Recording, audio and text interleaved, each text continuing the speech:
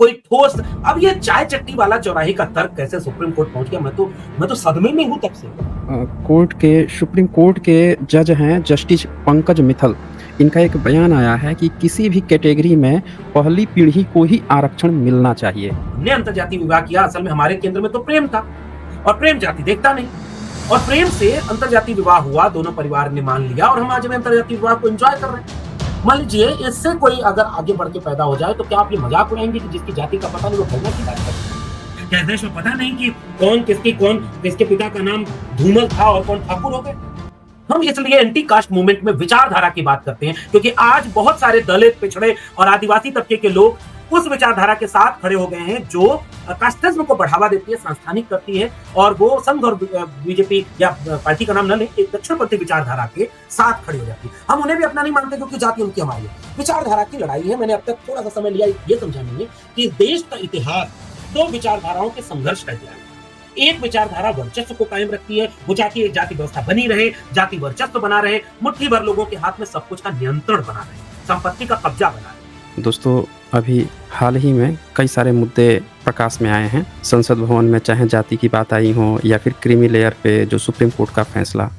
तो इस पर हम लोग जो भी, क्या ये सही हैं ये फैसले या गलत हैं, क्यों इतना विवाद हो रहा है, सारे के सारे लोग जो हैं उस पर बड़े गुस्से में हैं। तो आखिर इसकी कितना इसमें, इस फैसले में कितनी सच्चाई है, ये होना चाहिए नहीं होना चाहिए, इस पर आज हम डिटेल्स में डिस्कशन करेंगे। और इसके लिए हमारे साथ आज स्पेशल गेस्ट हैं डॉक्टर लक्ष्मण यादव जी, जो हमारे साथ अभी जुड़ेंगे और उनसे हम इस पर डिस्कशन करेंगे डिटेल्स में। ये लीगल डिस्क्लेमर है, जैसा कि आप जानते हैं यहाँ पे जो भी बातें होती हैं, जो भी प्रेजेंटेशन होती हैं, जो भी डिबेट्स होती हैं, इसका उद्देश्य साइंटिफिक टेम्परामेंट को इंकरेज करना है। बहुत बहुत स्वागत है आपका doctor Lakshman Yadav ji rational world पे। बहुत शुक्रिया रैशनल वर्ल्ड का जी। मेरा सबसे पहले आपसे ये सवाल है कि अभी संसद भवन में एक खबर आई जिसमें कोई सांसद ने ये बात कही कि जिसको जात नहीं पता, जिसको अपनी जात का नहीं पता, वो गणना की बात कर रहे हैं। तो इस तरह के शब्द केवल संसद के शब्द नहीं हैं, वो तो वहाँ पे प्रकाश में आ गया, ये तो पूरे भारत की एक सच्चाई है।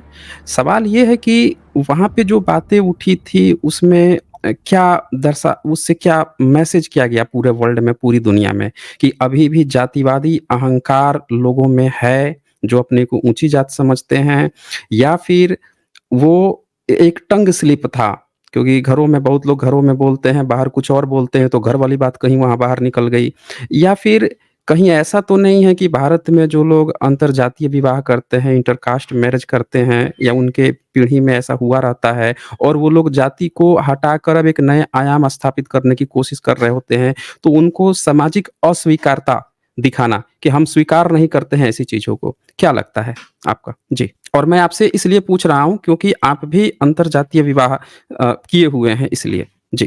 तो बहुत शुक्रिया आपका। असल में जाति व्यवस्था इस देश की ऐसी एक गैर बराबरी वाली सांस्थानिक संस्था है जो दुनिया में कहीं है और नहीं है। गैर बराबरी दुनिया में लगभग हर जगह है। गैर बराबरी की वजह आर्थिक हो सकती हैं, लैंगिक हो सकती हैं और होती ही हैं, कहीं कहीं नस्लीय भी हो जाती हैं, लेकिन भारत देश ने इन तमाम गैर बराबरियों को एक फ्रेम में कैद किया जिसका नाम है जात व्यवस्था। यानी जाति व्यवस्था लैंगिक विषमता, आर्थिक विषमता, क्षेत्रीय विषमता जैसे तमाम विषमताओं और गैर बराबरियों को जन्म तो देती है, लेकिन उन सबको सांस्थानिक करके बंटवारा करती है कि जन्म से ही कुछ लोग श्रेष्ठ हो जाएंगे और कुछ लोगों को इन तमाम अधिकारों से वंचित कर। ये बनाने वाले वही लोग थे जिन्होंने इस व्यवस्था में अपने को शीर्ष पर रखा, विशेषाधिकार संपन्न रखा। ये जाति व्यवस्था उन लोगों ने कतई नहीं बनाई जिनका स्थान इस जाति व्यवस्था में पैर से पैदा होने वाला है, ऐसा मिथ की ये कथाएं कहती हैं।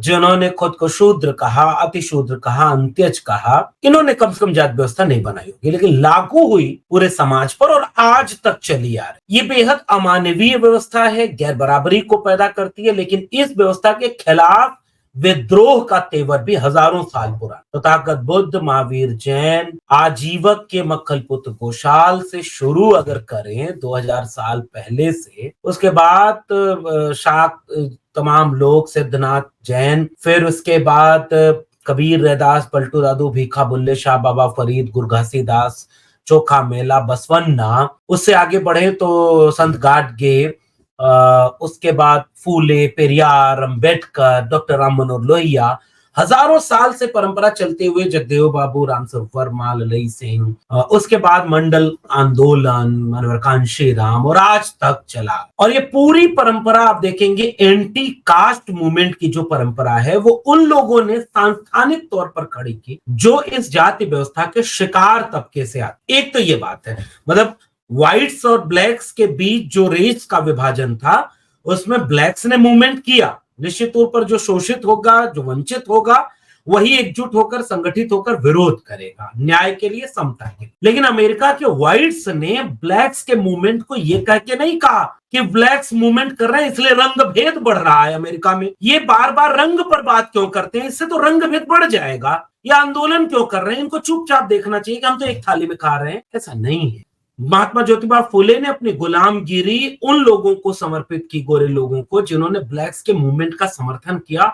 और पिछले कुछ साल पहले हमने देखा कि व्हाइट्स पुलिस वाले ने जब ब्लैक्स के गर्दन पर पैर रख करके उसे मारने और टॉर्चर करने की बात की, जिससे वो व्यक्ति ब्लैक्स जो था मर गया, फिर से एक बहुत बड़ा आंदोलन अमेरिका में खड़ा हुआ, तो व्हाइट्स ने घुटने पर बैठकर माफी मांगी कि हमने भले ही रंग भेद न किया हो, लेकिन हजारों साल, सैकड़ों साल पहले हमारे पुरखों ने ब्लैक्स के साथ रंगभेद किया, इसलिए हम व्हाइट्स अपने ब्लैक्स के खिलाफ किए गए अपने पुरखों के गुनाह की माफी मांग। अब भारत पर बात करें। भारत में भी एंटी कास्ट मूवमेंट में कुछ कुछ मौके कभी कभी ऐसे आए बाद के दिनों में, जो शूद्र, अतिशूद्र, अंत्यज, इन तमाम खेमे से जो नहीं आते थे, जो सो कॉल्ड सवर्ण थे, उनके बीच से भी अगर कोई प्रोग्रेसिव, प्रगतिशील दृष्टिकोण वाला एंटी कास्ट मूवमेंट का थोड़ा भी सहयोगी निकला, तो हमारे देश के सवर्णों ने उसे अपना नायक कबूल नहीं किया। चाहे वो छोटे से ही सही, एक टुकड़े में ही अगर विवेकानंद कहते हैं कि 21वीं सदी शूद्रों की होगी, तो इस पर कभी बात नहीं होती कि वो, हालांकि उनके यहाँ उसका अर्थ अलग है। इस देश में राहुल सांकृत्यायन अगर एक किताब लिखते हैं, तुम्हारे क्षय और पाखंड अंधविश्वास पर हमला करते हैं, तो राहुल सांकृत्यायन महापंडित होने के बाद भी पंडितों के नायक नहीं बन पाते। कितने लोग उनको अपना नायक मानते हैं? भगत सिंह को कौन अपना नायक मानता है? विश्वनाथ प्रताप सिंह, जिन्होंने मंडल कमीशन की एक सिफारिश लागू कर दी, तो कल तक जो विश्वनाथ प्रताप सिंह कहा जाता था कि राजा नहीं फकीर है, देश की तकदीर है, जब मंडल की एक सिफारिश लागू कर दी तो नारा बदल के हुआ कि राजा नहीं रंक है, देश का कलंक। विश्वनाथ प्रताप सिंह को मरने के दिन गालियां दी गई, इसलिए क्योंकि उन्होंने मंडल लागू कर दिया। अर्जुन सिंह की राजनीति खत्म हो गई जब 2006 में उन्होंने मंडल की एक और सिफारिश को लागू करने की पहल कदमी थोड़े आगे बढ़ के। हम इसलिए एंटी कास्ट मूवमेंट में विचारधारा की बात करते हैं, क्योंकि आज बहुत सारे दलित, पिछड़े और आदिवासी तबके के लोग उस विचारधारा के साथ खड़े हो गए हैं जो कास्टिज्म को बढ़ावा देती है, सांस्थानिक करती है, और वो संघ और बीजेपी या पार्टी का नाम न ले, एक दक्षिणपंथी विचारधारा के साथ खड़ी हो जाती है। हम उन्हें भी अपना नहीं मानते क्योंकि जाति उनकी हमारी है।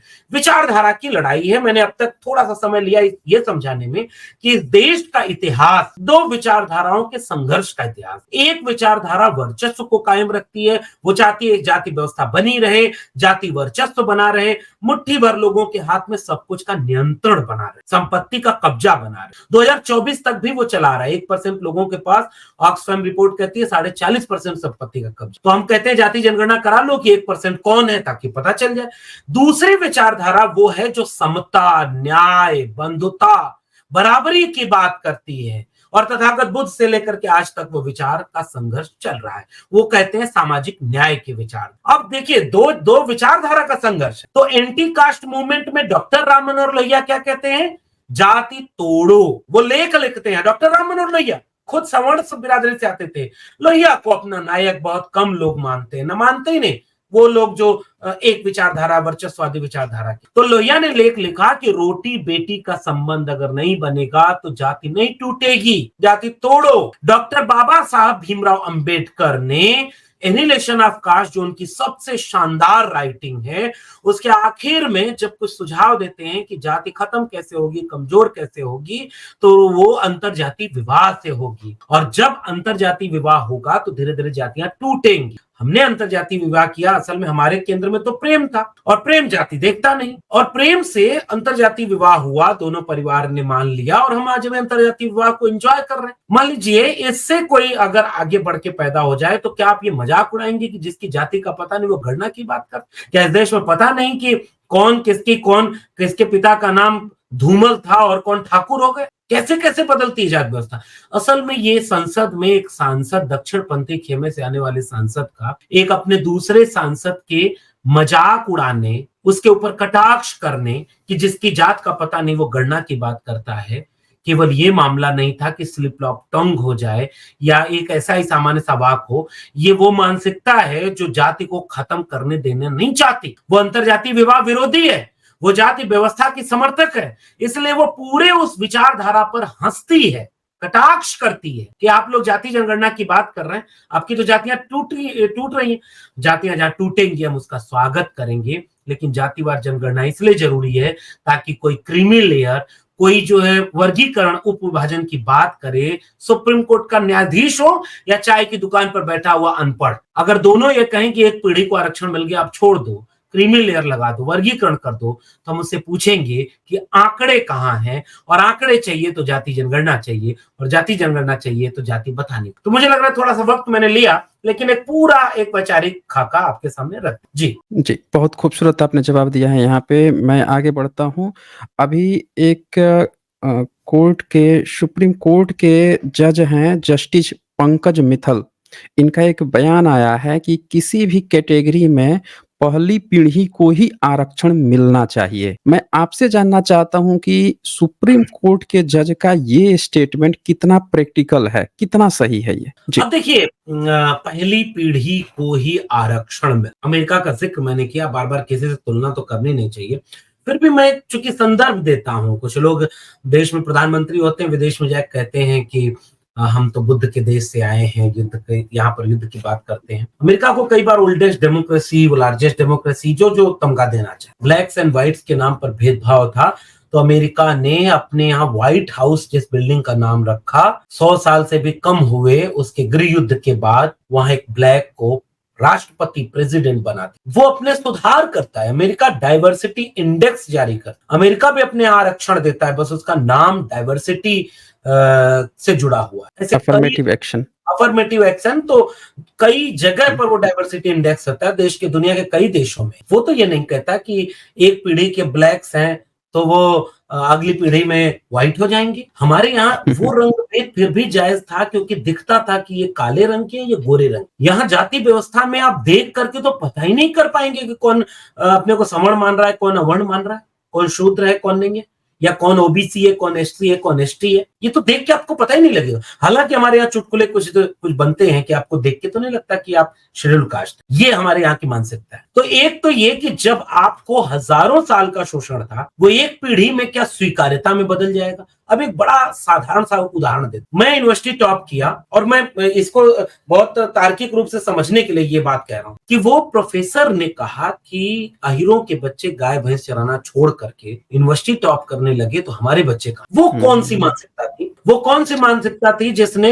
राम नरेश यादव मुख्यमंत्री थे उत्तर प्रदेश के, कर्पूरी ठाकुर जी मुख्यमंत्री थे बिहार के, तो कहा जाता था राम नरेश वापस जाओ, वापस जाके भैंस चराओ। कर्पूरी आरक्षण कहां से आई? कर्पूरी की मां के ऊपर गाली दी जाती थी। एमए बीए पास करेंगे, कर्पूरिया को बांस करेंगे कहा जाता था। कहा गया कि दिल्ली से चमड़ा भेजा संदेश, बार बनावे कर्पूरी और भैंस चरावे राम नरेश। ये वो मानसिकता है कि चुने हुए मुख्यमंत्री, जिनको आज भारत की सरकारें भारत रत्न दे रही है, वो जब मुख्यमंत्री थे तो गालियां दी इस देश के मुट्ठी भर जातिवादी लोगों ने, गालियां दी चुने हुए मुख्यमंत्री को। उनकी जाति खत्म होगी क्या? स्वीकार्यता कर ली क्या?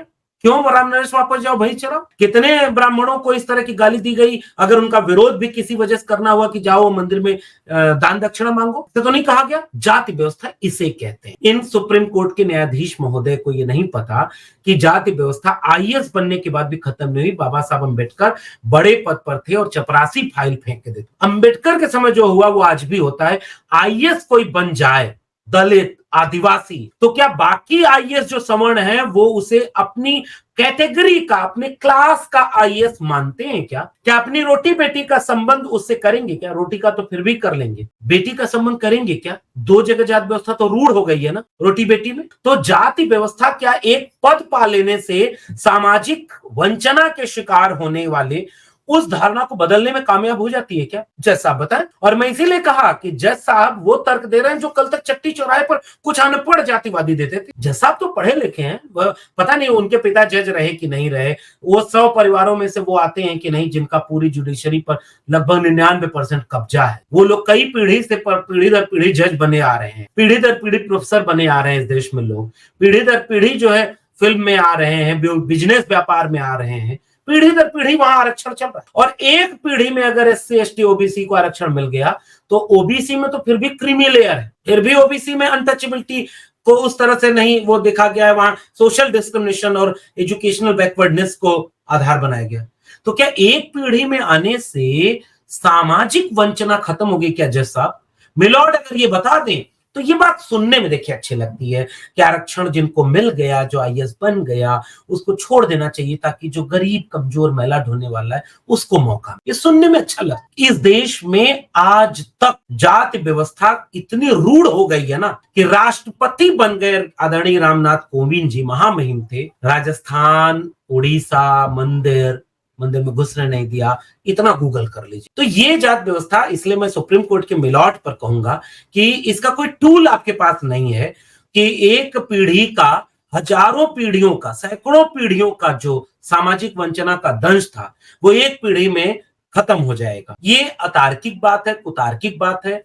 आरक्षण को इस गरीबी उन्मूलन कार्यक्रम नहीं है कि एक पीढ़ी के बाद वो अमीर हो गया तो उसके बच्चे को सब कुछ अच्छा मिलने लगा तो उसको आरक्षण छोड़ देना चाहिए। आरक्षण की बुनियाद ही सामाजिक सांस्कृतिक वंचना है। ये मिलॉट को मैं बस कहना चाहता हूँ जी। आगे मेरा प्रश्न है कि जो क्रीमी लेयर की बात आई है यहाँ पे कि ये क्रीमी लेयर होता क्या है, पहले इसको आप समझाएंगे और इसके बाद से ये जो क्रीमी लेयर है जो एससी एसटी कैटेगरी में इम्प्लीमेंट करने की कोशिश, पहले तो ओबीसी में इन्होंने डाला, अब एससी एसटी कैटेगरी में डालने का इम्प्लीमेंट करने की बात हो रही है, तो इससे वाकई में कुछ फायदा होना है या घाटा होना है?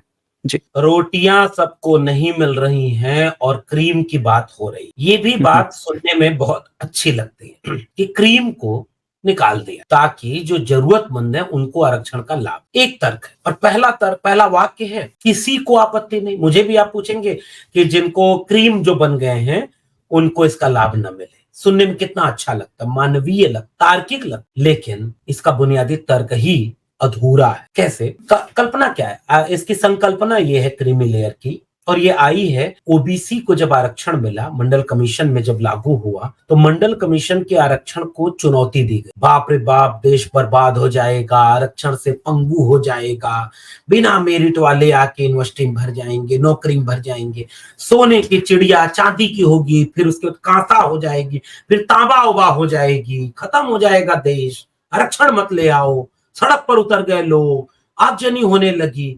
ये इस देश में मंडल कमीशन के मंडल आंदोलन के ईडब्ल्यूएस आरक्षण आया तो किसी ने कुछ नहीं कहा, जबकि कट ऑफ होगी। और मैं कभी मौका मिलता है तो सोचता हूं कि ये कहा जाए कि जो लोग कल तक मेरिट के नाम पर एससी एसटी ओबीसी आरक्षण का विरोध करते थे कि कम मेरिट वाले खराब लोग वो आ रहे हैं, उसमें मेरिट का हत्या हो जाएगी। और ईडब्ल्यूएस आरक्षण उन्हीं सो कॉल्ड मेरिटधारी लोगों को मिलता है और उनकी कई cut off SC ST OBC से नीचे चली। मुझे बेचारगी पर केवल मुस्कुराना आता है कि हाय रे क्रीम, आप इतने क्रीमी थे और आपकी cut off SC ST OBC से नीचे चले गए, जबकि एससी और ओबीसी दोनों से कम आरक्षण मिला है ईडब्ल्यूएस को 10%, एससी को 15% है, ओबीसी को 27%। किसी भी हाल में ओबीसी और एससी से नीचे कट ऑफ जा ही नहीं सकती ईडब्ल्यूएस। और हाय रे क्रीम, उनकी कट ऑफ जाने कितना नीचे चले। क्रीमी लेयर का कॉन्सेप्ट उसी मंडल कमीशन की रिकमेंडेशन आने के बाद जब पूरे देश में तोड़-फोड़ आगजनी की गई, विश्वनाथ प्रताप सिंह से पूछा गया, कहा जा रहा है कि अखबारों में लिखा जा रहा है, उनका इंटरव्यू अखबारों में लिखा जा रहा है कि देश के नौजवान सड़कों पर है। तो ओबीसी के नौजवान जब गए उनसे मिलने और उन्होंने कहा कि अखबार लिखता है देश के नौजवान मंडल विरोध कर रहे हैं। तो क्या साहब हम इस देश के नौजवान नहीं है? क्या हम इस देश के युवा नहीं है? हम नागरिक नहीं है? हम इस देश की आधी आबादी हैं ओबीसी में आने वाले, और उस आधी आबादी के आधे से ज्यादा नौजवान इस देश के क्या नौजवान नहीं है? हम तो समर्थन कर रहे हैं साहब। और ये अखबार लिखता है कि पूरा देश मंडल विरोध में खड़ा है, क्योंकि वो कमंडल वाले और वर्चस्व, जाति वर्चस्व वाले लोग। तो एक तरफ सड़कों पर उसका विरोध हो रहा था, दूसरी तरफ उसके विरोध में लोग कोर्ट भी गए। कोर्ट में फैसला हुआ। 1992 के आखिरी महीने थे, नवंबर या अक्टूबर या नवंबर का महीना था 1992 का, जब इंदिरा साहनी मामले में कोर्ट का 9 जजेस का फैसला है। और इंदिरा साहनी मामले में कई चीजें हुई, जैसे सामाजिक और शैक्षणिक पिछड़ेपन का आधार क्या होगा। काका कालेलकर कमीशन जो पहला कमीशन बना था, उसने कहा था कि आर्थिक आधार पर पिछड़ेपन को नापना चाहिए। बीपी मंडल के नेतृत्व में जो मंडल कमीशन बना था, उसने कहा था कि नहीं, सामाजिक और शैक्षणिक पिछड़ापन जाति आधारित ही है। इसलिए 3743 ये जातियां हैं, इनमें ही हमने देखा कि सामाजिक और शैक्षणिक पिछड़ापन है।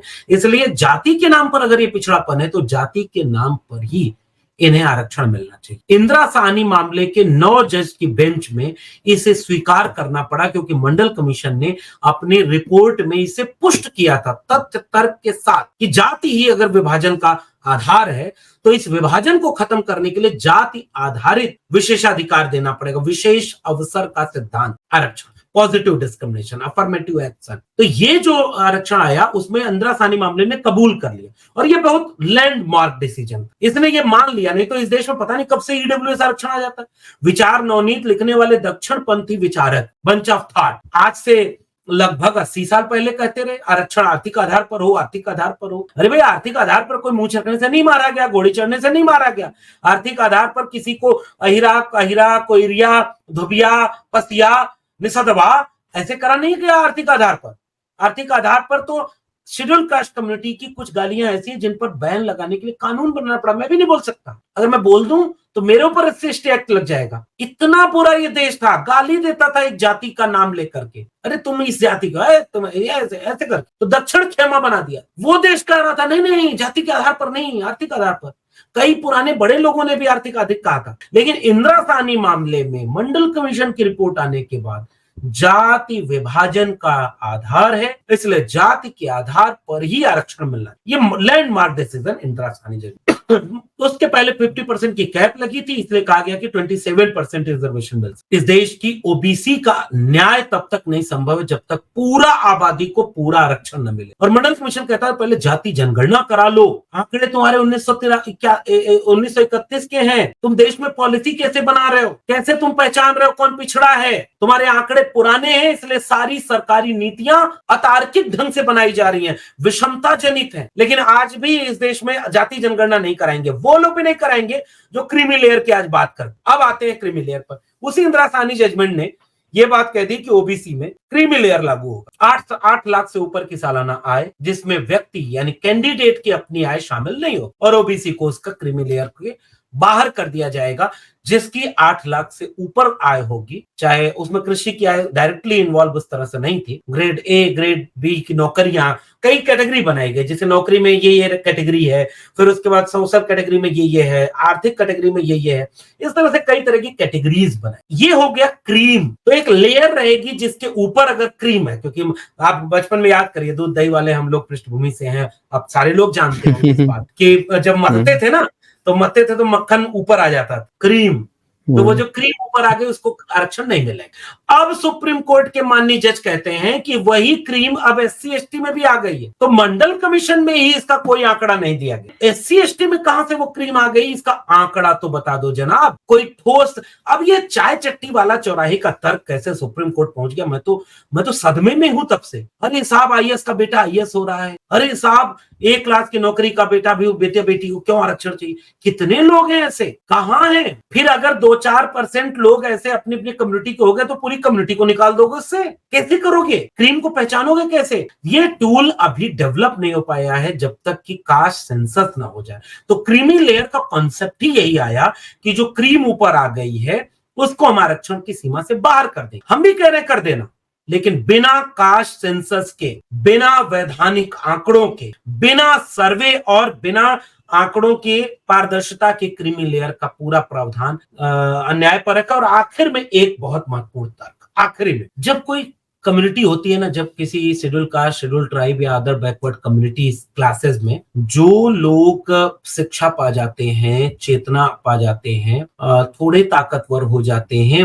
वे लोग ही अपने समाज, अपने समुदाय के ऊपर होने वाले अन्याय अत्याचार के खिलाफ बोल पाते हैं या अपने समाज की बेहतरी के लिए कुछ करने की सोचते हैं, क्योंकि उनको थोड़ा मौका मिला, वो सक्षम होते हैं। जैसे ही किसी को क्रीमी लेयर में आप डाल देंगे तो उसे पता है कि उस पूरे व्यवस्था का फायदा उसकी अगली पीढ़ी को नहीं मिलने वाला, तो वो अपने पूरे समुदाय से कट जाएगा, अलग हो जाएगा। ये फिलोसफिकल क्वेश्चन है। पहला वाला क्वेश्चन डेटाबेस, इकोनॉमिकल और पॉलिटिकल था। अब मैं क्रीमी लेयर पर एक फिलोसफिकल और आइडेंटिटी वाला क्वेश्चन रेज कर रहा हूं। वो चाहते हैं कि आरक्षण में जो लाभार्थी समुदाय है वो अपने समुदाय से कट जाए, क्योंकि उसे पता है कि अब इसका फायदा हमें मिलना नहीं, तो इस पर क्या सोचना, आरक्षण खत्म हो रहा है, प्राइवेटाइजेशन हो रहा है या एनएफएस हो रहा है या बर्बाद हो जाए, आरक्षण खत्म हो जाए। उससे कहता है कि मेनू की उसके बच्चे को तो मिलेगा नहीं, तो पूरा मूवमेंट धीरे धीरे कमजोर हो जाएगा। ये और वो बड़ी सक्षम लोग और वो सक्षम लोग हैं, हाँ, वही तो जो फाइट मूवमेंट करते वही तो समाज को हैं। बदलने की कोशिश करते हैं, वही वही थोड़ा अपना संसाधन लगाएंगे, वही पे बैक टू सोसाइटी करेंगे, वही चैनलाइज करेंगे, वही ताकतवर लोग अपने समाज को जागरूक करेंगे। उन ताकतवर लोगों को समाज से काट दो, पूरा समाज फिर मुर्दा बन जाएगा, क्योंकि वो तो कमजोर है, वो हैंड टू माउथ है। तो ये एक बहुत बड़ा फिलोसफिकल क्वेश्चन क्रीमी लेयर। जी, क्रीमी लेयर को अगर इनको ज़्यादा इतनी ही क्रीमी लेयर करना है, तो जिन बच्चों का एससी, एसटी, ओबीसी, जिन बच्चों का कट ऑफ जब जनरल से ऊपर जाता है, उनको एज ए जनरल में कर लेते हैं और बाकी के नीचे को उनको सेलेक्ट कर लेते हैं। इसमें अलग से क्रीमी लेयर लाने की क्या ज़रूरत है? अब जैसे एक चीज और ये है कि मैं आपकी बात जी, का जोड़ दूं कि क्योंकि इस देश में जो अनरिजर्व कैटेगरी है, यू आर अनरिजर्व, वो तो अनरिजर्व की बजाय रिजर्व फॉर सवर्न हो गई। और जहां खासकर जी, इंटर में होता है, जहां रिटन एग्जाम में, वहां तो थोड़ा बहुत हो जाता है, तो जिसकी मेरिट अच्छी है वो तो यू आर में क्वालिफाई कर जाएगा, वो तो यू आर में जाता है, वो तो रिजर्वेशन लेता ही नहीं। अच्छा, अब एक बात बताइए, ईडब्ल्यूएस रिजर्वेशन में भी 8 लाख की क्रीमी लेयर की लिमिट है और ओबीसी में भी 8 लाख की है, लेकिन ओबीसी में सब बराबर की क्रीमी लेयर रखने का फायदा ये हुआ कि केवल एक क्रीमी लेयर वाला ओबीसी आज की तारीख में इस देश में ऐसा है जिसको आरक्षण नहीं मिलता, वो ईडब्ल्यूएस में नहीं जा सकता। 3 बनाम 2 के जजमेंट से जब ईडब्ल्यूएस पर सुनवाई हुई, तो 2 जजेस ने कहा कि भैया ईडब्ल्यूएस में भी तो एससी, एसटी, ओबीसी को रखो, तो गरीब सवर्ण अगर है, गरीब आदिवासी, गरीब दलित, गरीब वो, उसको भी ईडब्ल्यूएस में मौका दो, लेकिन ईडब्ल्यूएस को केवल सवर्णों के लिए रिजर्व किया गया। तो इसलिए क्रीमी लेयर और आर्थिक आधार, मैं फिर से कह रहा हूं, आरक्षण गरीबी उन्मूलन कार्यक्रम है ही नहीं, इसलिए है ही पहला नहीं। ये है कि आप आर्थिक कसौटियों को आरक्षण से मत जोड़िए, और दूसरा अगर आप जोड़ना चाहते हैं तो आपका तर्क ही अधूरा है, क्योंकि आप ईडब्ल्यूएस बनाए हुए हैं जो केवल सवर्ण के लिए। जी, जी। अब जो बात आई है, आर्थिक की बात आई है, ये लोग आर्थिक बार-बार मुद्दा बना रहे हैं, तो कुछ मैं डेटा दिखाना चाहूँगा। ये कुछ डेटा है, दैनिक भास्कर यहाँ लिखता है कि 90% करोड़पति किस कैटेगरी में आते हैं? और नीचे लिखता है कि 10 में से 9 करोड़पति एक ही कैटेगरी के आते हैं, एक ही कैटेगरी में आते हैं। मतलब ये दिखा रहा है कि जितने टॉप जो करोड़पति हैं, जो धनी का एक क्राइटेरिया लगा रहे हैं, वो तो सारे के सारे एक ही कैटेगरी के आते हैं। एक दूसरी खबर है कि 1% के पास 99% से ज़्यादा की संपत्ति है और ये आंकड़े 2016-2018 के आंकड़े दिखा रहा है। इसके बाद से एक और खबर आती है दैनिक भास्कर की। ये कहता है भारत में 9 अमीरों के पास आधी आबादी के बराबर संपत्ति, शीर्ष 1% अमीरों की संपत्ति 39% बढ़ी, जबकि 65 करोड़ लोगों की मात्र 3%। अब इसमें ये बहुत सारा डेटा देता है। एक और खबर आती है जो लेटेस्ट ही है, जनसंख्या में 30% हिस्सेदारी वाले सवर्णों के पास 89% दौलत और 41% ओबीसी के पास मात्र 8% और तो एससी एसटी 3% के दावेदार। अब ये जो क्रीमी लेयर डाल रहे हैं, इसमें तो ये दिखा रहा है कि जो अपने को सवर्ण कह रहे हैं, उनके देश की 89% संपत्ति उनके पास है, तो क्रीमी लेयर उनके अंदर होनी चाहिए। और पूरे जो ओबीसी है, जो देश का बिहार जनगणना के अनुसार 65% ओबीसी है, उसके पास मात्र 8% संपत्ति है, उनमें क्रीमी लेयर डाल के बैठे हैं।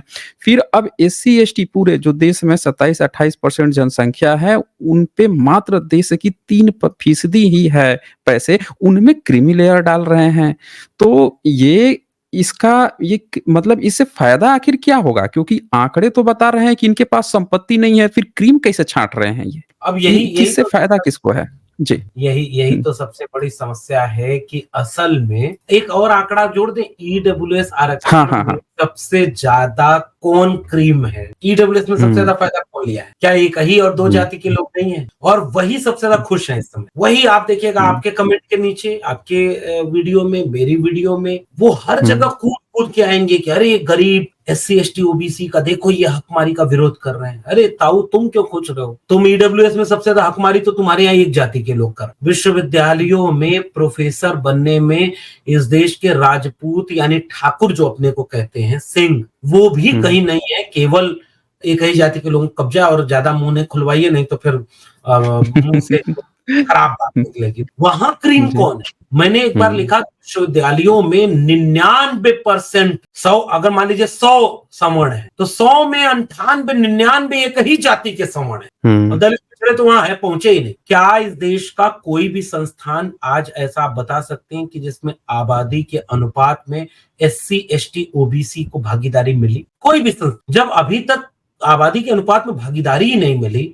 ओबीसी के प्रोफेसर 4% है पूरे देश के सेंट्रल यूनिवर्सिटीज में। 88% अरबपति एक ही जाति के, आपने आंकड़ा दिखा दिया। हुँ, हुँ, हुँ। ऑक्सफैम की रिपोर्ट कहती है कि 5 से 7% संपत्ति पर 90% आबादी निर्भर है। क्या इस देश को नहीं जानने का हक है कि वो 1% आबादी कौन है जो हुँ, 40% संपत्ति पर कब्जा किए हुए? वो असली क्रीम क्यों नहीं पहचान में आ रहा? इसलिए जाति जनगणना सब कुछ का पहला स्टेप बननी चाहिए। आपको वर्गीकरण करना है, शौक से करिए। ओबीसी में वर्गीकरण, एससी में वर्गीकरण, एसटी में वर्गीकरण। एससी के वर्गीकरण का अभी आएंगे आप सवाल पर, लेकिन मैं चूंकि जिक्र आ गया तो एक लाइन बोल ही दूं। तेलंगाना से लेकर के पंजाब का मामला है कि वो शेड्यूल कास्ट के आरक्षण में वर्गीकरण करके अपने यहाँ 2 भाग में शेड्यूल कास्ट के आरक्षण को बांट रहा था। और चिलैया जजमेंट हो या पंजाब सरकार बनाम देवेंद्र सिंह जजमेंट हो 2004-2006, उसने कहा कि आप नहीं बांट सकते एससी एसटी को रिजर्वेशन को, क्योंकि वो एक ऐसी पहचान है जो पहचान पर हमला हो जाएगा अगर आप उन्हें बांटेंगे तो। इस जजमेंट ने कह दिया कि आप बांट दो, किस आधार पर बांटो? बिना आंकड़े। इसलिए बार बार मैं कह रहा हूं कि ये सारी बातचीत तब होनी चाहिए जब जाति जनगणना हो। सारे बार बार मैं बहुत दोहराऊंगा, हर दूसरे वाक्य में मेरे कोट कर लीजिए, जाति जनगणना। वर्गीकरण करना है तो जाति जनगणना, क्रीमी लेयर बनाना है तो जाति जनगणना। किसी जाति ने ज्यादा हक ले लिया तो बताओ जाति जनगणना। कहां, कितना, कब लिया, कितने परसेंट लिया, आबादी कितने? बिहार ने जब जाति जनगणना कराई तो 1% भी उसका जवाब मिला क्या? जो आज ये उछल रहे हैं अरे देखो ये वर्गीकरण का विरोध कर नहीं कर रहे ताऊ। तुम बांट करके रोस्टर जब बनेगा, नौकरी का रोस्टर बनेगा तो आदिवासी को 7वां 14वां 13वां पोस्ट था, 14वां 13 पॉइंट रोस्टर बनाया था इन्हीं लोगों ने, ऐसे ही कोर्ट ले आया था। हुँ, हुँ। SC ST atrocity prevention act से छेड़खानी ऐसे ही कोर्ट किया था।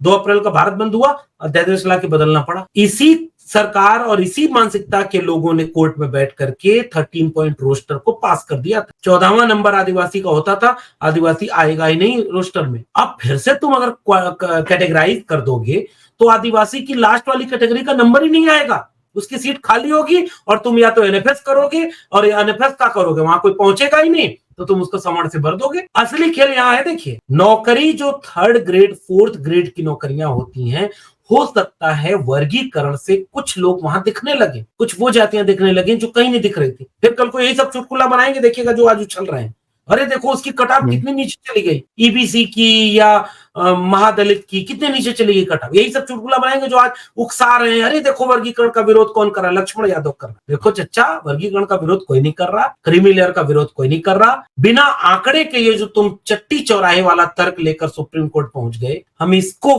विरोध कर कि आंकड़े बता दो, कितने लोग, कहां, कैसे, कब, प्रतिशत बताओ, डेटा बताओ। बिना डेटा के तुम्हारे मन के जातिवादी तर्क से अब देश की नीतियां बनेंगी क्या? तुम कह रहे हो एक पीढ़ी में ले लिया, दूसरी पीढ़ी को छोड़ देना चाहिए, हवा हवाई बिना मतलब का। तुम पीढ़ी दर पीढ़ी एक ही सिस्टम में बैठे हो, प्रोफेसर का बेटा प्रोफेसर, पोता प्रोफेसर, नाती प्रोफेसर, साला साली प्रोफेसर, भाई बहन प्रोफेसर। बताओ दिल्ली यूनिवर्सिटी से लेके कहां तक मैं आंकड़े गिना दूं? ये कल्चरल कैपिटल का फायदा तुमने उठाया। पहली बार व्यवस्थित ढंग से एससी एसटी ओबीसी अभी आना शुरू हुआ है और इतना दर्द हो रहा है। हुँ, तो ये क्रीमी लेयर हो, वर्गीकरण हो या ये आंकड़े। मैंने सबका जवाब आपके साथ एक कंबाइंड दे दिया, माफ कीजिएगा वक्त ज्यादा लिया। 14 साल प्रोफेसर रहा हूं तो एक घंटा पढ़ाने का अनुभव है, इसलिए सवाल का जवाब सोचता हूं थोड़ा विस्तार में दे दूं। लेकिन तर्क मेरा यही है, बिना आंकड़ों के, बिना जाति जनगणना इस तरह की बात करना SC ST OBC की आइडेंटिटी के ऊपर हमला करना है। ये वाक्य मेरा रख लीजिए। जी जी, अब इसको अब जो हमारा प्रश्न है वो एक उदाहरण की तरह है। मसलन हम एक एग्जाम्पल लेते हैं, जैसे टीना डाबी का एग्जाम्पल लेते हैं। तो ऐसे बहुत से बच्चे हैं, अगर इनको हटा दिया जाए क्रीमी लेयर करके, इनको साइड लाइन दिखा दिया जाए, या वैसे लोग जो सक्षम हैं, जो पे बैक टू सोसाइटी करते हैं, जो अपने जाति के जो शोषित वंचित तबका है उनको पे बैक टू सोसाइटी, तो क्या ये जो क्रीमी लेयर इम्प्लीमेंटेशन, क्या इनको पूरी तरह से समाज से, अपने शोषित वंचित समाज से हटा देने का है कि अब तुम इंटरेस्ट मत लो, तुम्हारा कोई फायदा वायदा है नहीं और तुम क्यों उनकी बात कर रहे हो पे बैक टू सोसाइटी? तो वो ये दो मतलब बाइफरकेट कर देंगे, हटा देना है। तो क्या ये पॉलिटिकली ये थिंकिंग है कि ये जो अब वर्ग जो 2 भाग में बटेगा, तो एक जो शोषित वंचित वर्ग है उसको हम फिर धर्म वर्म में फंसा के अपने तरफ खींच लेंगे और इनको हटा देंगे, तो ये पॉलिटिकली भी स्ट्रांग नहीं हो पाएंगे? क्या इसमें कोई पॉलिटिकल भी एंगल है? जी। एग्जैक्टली मैं ये कह रहा हूं कि डेटा एनालिसिस तर्क के साथ तथ्य सबसे बुनियादी शर्त होती है। कोई भी बात अगर आप कहते हैं, देश चला रहे हैं, देश के लिए पॉलिसी बना रहे हैं, पॉलिसी बनाने के लिए आप आइडेंटिफिकेशन करते हैं, जहां सड़क नहीं बनी है पहचान करते हो, तभी ना वहां सड़क बनाने का नक्शा पास करते हो, बजट पास करते हो। तो पहले सर्वे तो करोगे कि कहाँ सड़क की जरूरत है, कहाँ पुल की जरूरत है। ऐसे ही पुल पास कर दोगे, है बहुत 100 पुल बना दो अपने इलाके में, पता चला वहां नदी ही नहीं है। ऐसे तो नहीं देश चलता ना। देश चलता है आंकड़ों से, देश चलता है नीतियां बनाने से, और नीतियां बनती हैं आंकड़ों से। तो जब तक आंकड़े नहीं तब तक इस तरह की चीजें बेमानी है। इसलिए जाति जनगणना आज की तारीख में देश की सबसे बड़ी जरूरत है।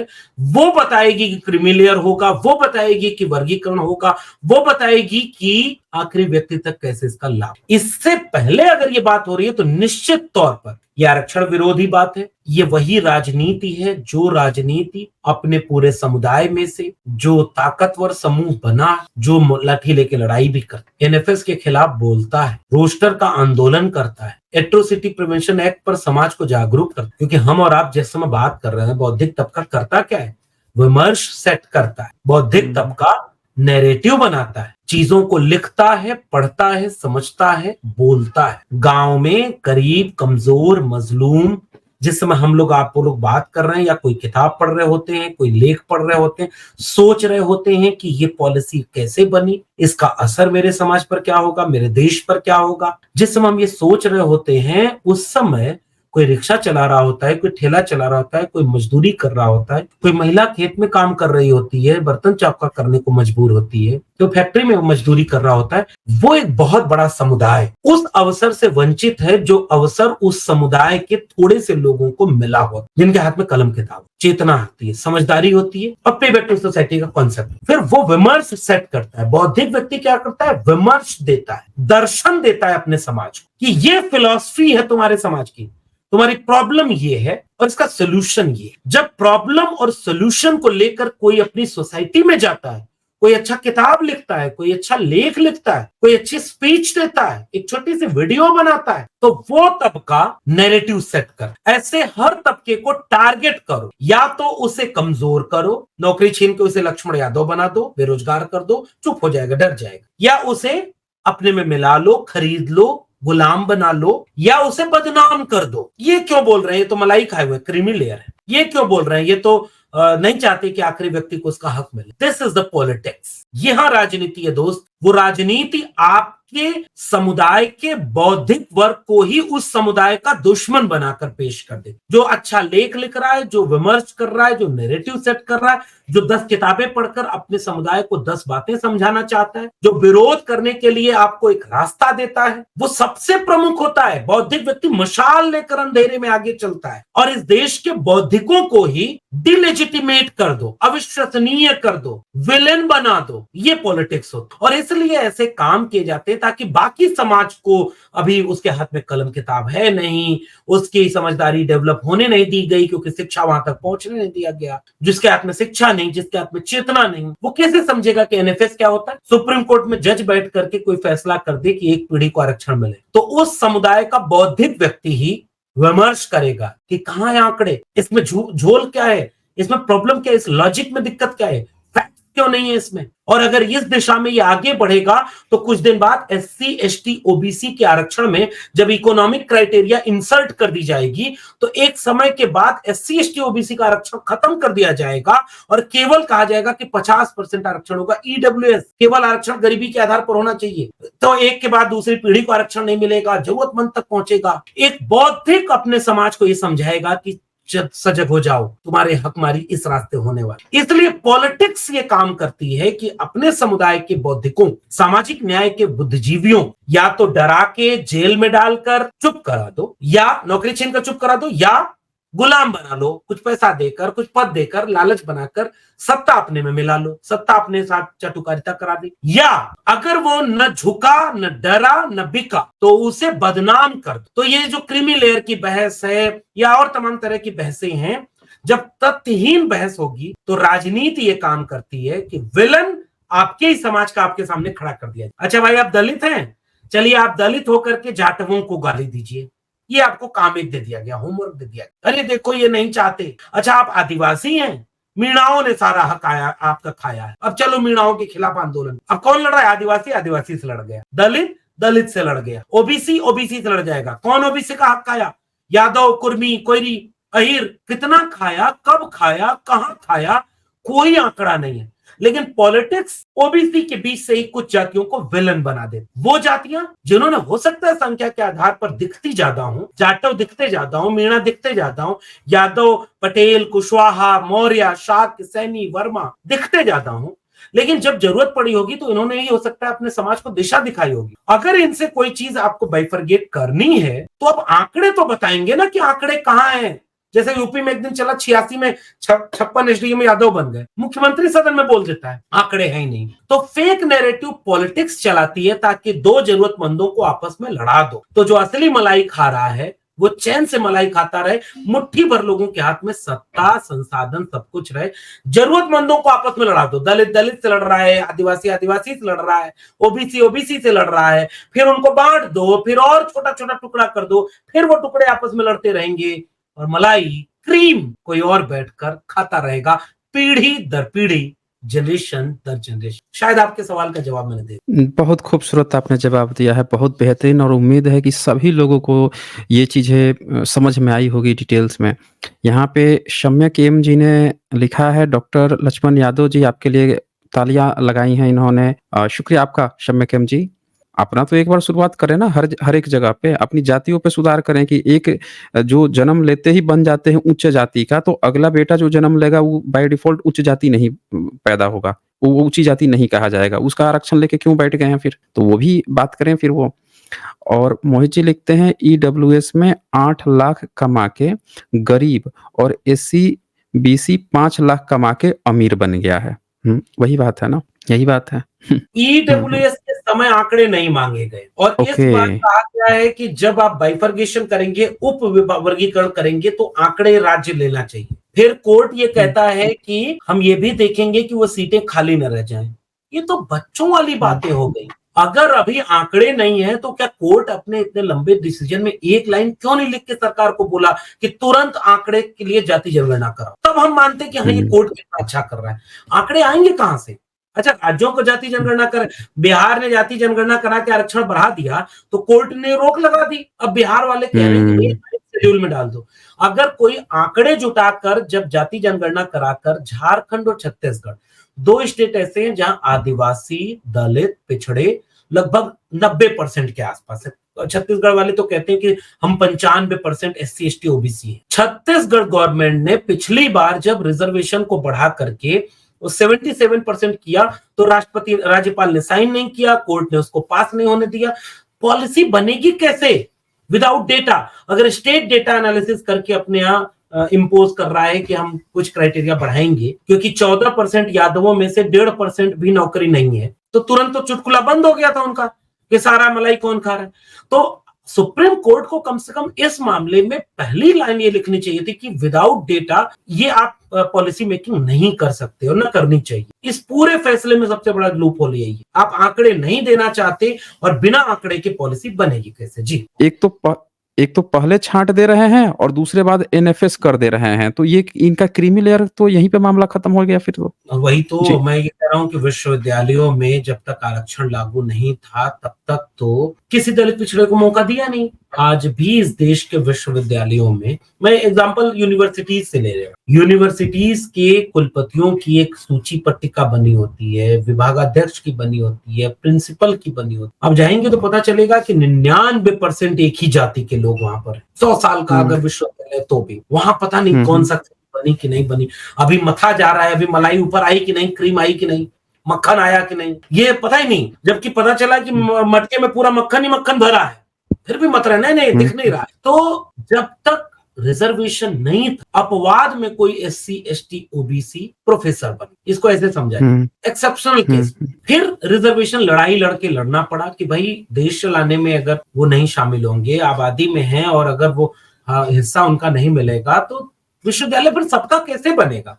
रिजर्वेशन आया तो पहले वो कहने लगे कि इन पोस्ट पर नियुक्तियां SC ST OBC की इसलिए नहीं हो रही क्योंकि नॉट अवेलेबल है, इस कैटेगरी के लोग क्वालिफिकेशन है ही नहीं, इसलिए वो अवेलेबल नहीं है और सारी सीटों को सवर्णों से भर दिया। फिर जब अवेलेबल होने लगी पहली पीढ़ी SC ST OBC की, तो उन्होंने कहा नॉट फाउंड सुटेबल, यानी NFS, उसी क्वालिफिकेशन पर उन्होंने UR पोस्ट पर अपर कास्ट के लोगों को सुटेबल बनाकर भर्ती कर ली और आज तक चला रहा है ये टिल डेट। अच्छा, एनएफएस होने के बाद से वो सीट वो जनरल को दे देते हैं? पहले ये नियम बना था और अभी भी कई जगहों पर वही नियम चल रहा होता है कि 3 बार अगर एनएफएस कर दिया, 3 साल तक खाली हो गई तो भी वो जनरल को चली, 3 साल तक अगर एनएफएस कर दी गई तो भी जनरल को चली जाएगी, और नहीं करेगी एनएफएस तो रोस्टर कुछ दिन बाद चेंज कर देंगे, जो आज ओबीसी की है कल यूआर हो जाएगी, जो आज एसटी की है कल यूआर हो जाएगी। तो नॉट फाउंड सुटेबल पहले के द्रोणाचारी एकलव्य का अंगूठा काटते थे, आजकल के द्रोणाचारी एनएफएस कर देते या नौकरी को बेच हैं कि आरक्षण ही खत्म हो जाए, छोटा सा आरक्षण का टुकड़ा है, उसी में लड़ते रहो, बात करते रहो, और पूरा प्राइवेट सेक्टर रिजर्वेशन के बिना है, सोने की चिड़िया बन गए, मीडिया में रक्षण नहीं, वहां तो पूरा भाई भतीजवाद। प्राइवेट सेक्टर में तो आप सीवी ही जाती है, भाई भैया है, चच्चा है, ताऊ है, वही सीवी लेके जाते हैं, वही बुला लेते हैं भतीजे को, यही चलता है पूरा। फोन कर दिया या बच्चा है अपना भेज देख लेना, देख लेते हैं। अरे प्रोफेसरों में ये हो रहा है कि अपने चाची का लड़का है, चाचा का लड़का है, साली है, साला है, और सब परमानेंट हो गए। वहां कौन सा एनएफएस, कोई एनएफएस की जरूरत नहीं। SC ST OBC 99.99999% NFS only SC ST OBC का हुआ है। क्यों नहीं यूआर में? और यूआर में जानते हैं कब हुआ है? जब दो ताकतवर यूआर टकरा जाए, मैं लूंगा कि मैं लूंगा, और निर्णय नहीं हो पाया ज्यादा ताकतवर कौन है, तो चलो सीट को खाली छोड़ दो, न मैं लिया न तुम ली। और एससी एसटी ओबीसी में एनएफएस केवल उनके रिप्रेजेंटेशन को रोकने के लिए और 3 साल बाद उस सीट को जनरल में काउंट करा देने या रोस्टर चेंज कर देने से वो हकमारी की जाए। बहुत बड़ा घोटाला है एनएफएस। जी जी जी, बहुत खूबसूरत। यहाँ पे अरुण कुमार जी ने एक बड़ी अच्छी बात लिखी है, लिखते हैं जब किसी गरीब एससी को कोई समस्या होती है तो बुद्धिजीवी एससी ही उसकी मदद करता है, जिसे अब उसका दुश्मन बनाया जा रहा है। ये बिल्कुल सही बात है कि आज जितने भी, अच्छा ये जो अभी मुद्दा उठा इस पे कौन बोल रहा है?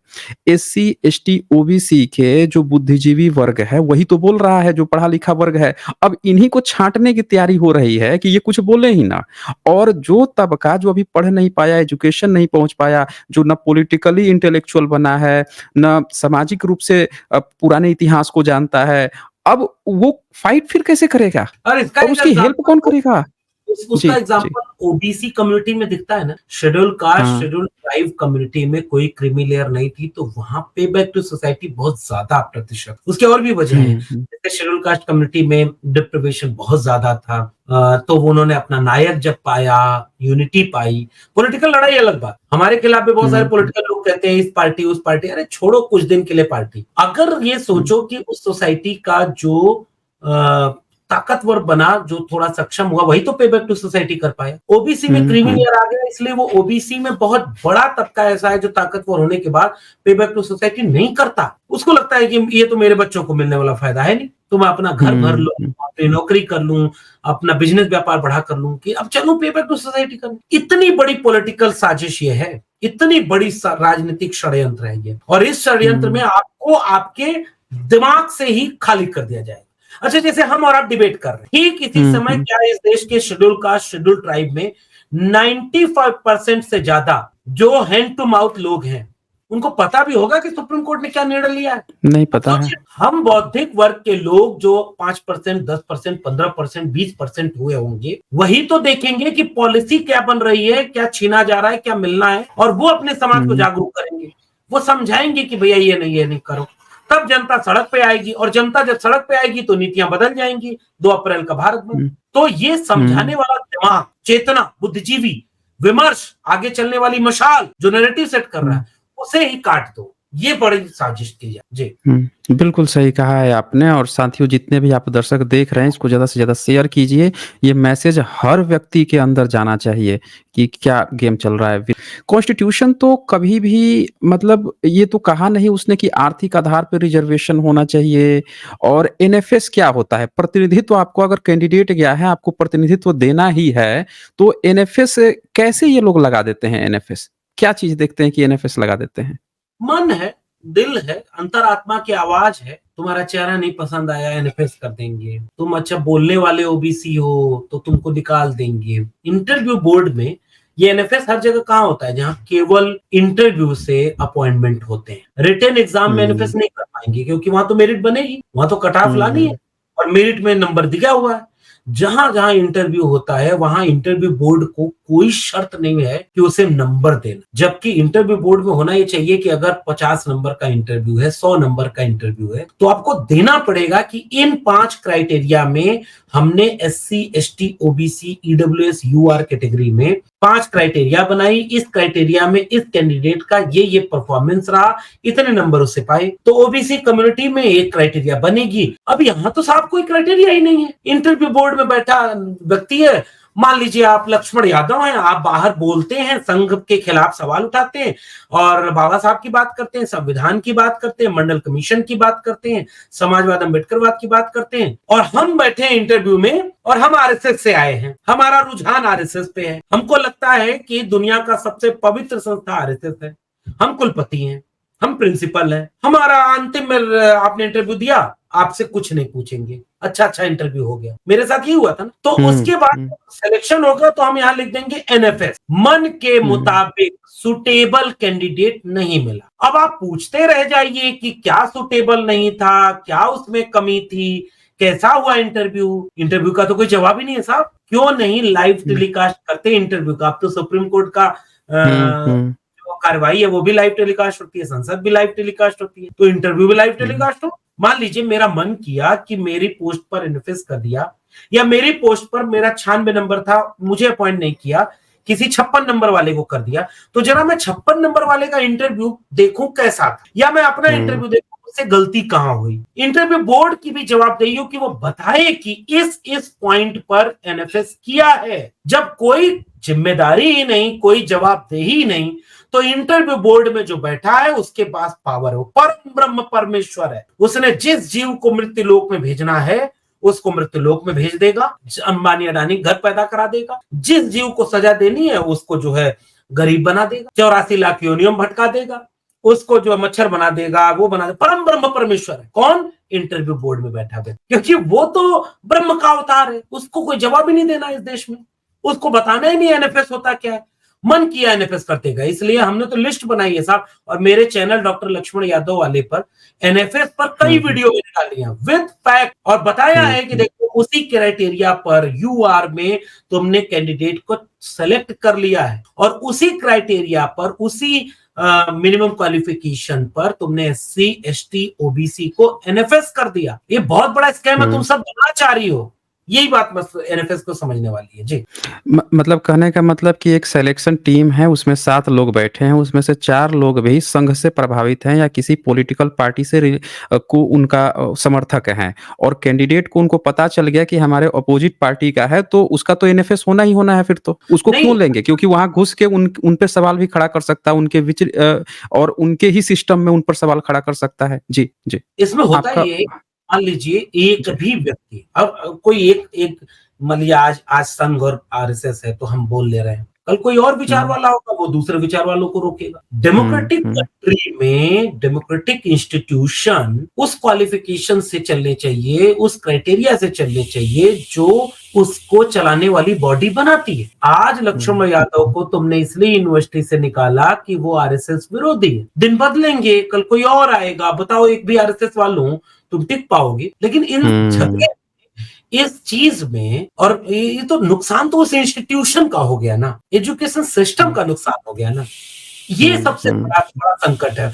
आज सिलेक्शन कमेटी बनती है तो उस सिलेक्शन कमेटी को पर्ची दे दी जाती है, इनका पैसा पेमेंट आ गया है, इनका अपॉइंटमेंट कर दो, इनका रिश्तेदारी का पता चल गया है, ये रिश्तेदार बहुत मजबूत है, इनका अपॉइंटमेंट कर दो। तो ये क्या मतलब ये बर्बादी है साहब। हुँ, बस हुँ। होता ये है कि बाहर किसी को पता नहीं है, हमने प्रोफेसर की डायरी लिख करके दुनिया को बताया है, इसीलिए लोग इसको हुँ, 35,000 किताबें खरीद चुके हैं और लाखों लोगों ने इसका जी, पीडीएफ पढ़ लिया। अरे भाई कम से कम जानो ब तो कि आपके विश्वविद्यालय में क्या हो रहा है। जी, चंद परिवारों कहने वाले कहते हैं कि 100 परिवार हैं जो पूरी जुडिशरी का 99% कब्जा। अब इससे आगे मैं क्या बोलूं? ठीक है, समझदार को इशारा जी। काफी। डॉक्टर लक्ष्मण यादव जी को बहुत-बहुत शुक्रिया कहता हूँ कि वो आज जुड़े हैं, जुड़कर उन्होंने इन तमाम जानकारियाँ दी, अपडेट किया कि क्या सही है, क्या गलत है, एससी-एसटी क्रीमी लेयर की जो बातें चल रही हैं। तो बहुत-बहुत शुक्रिया आपका डॉक्टर लक्ष्मण यादव जी।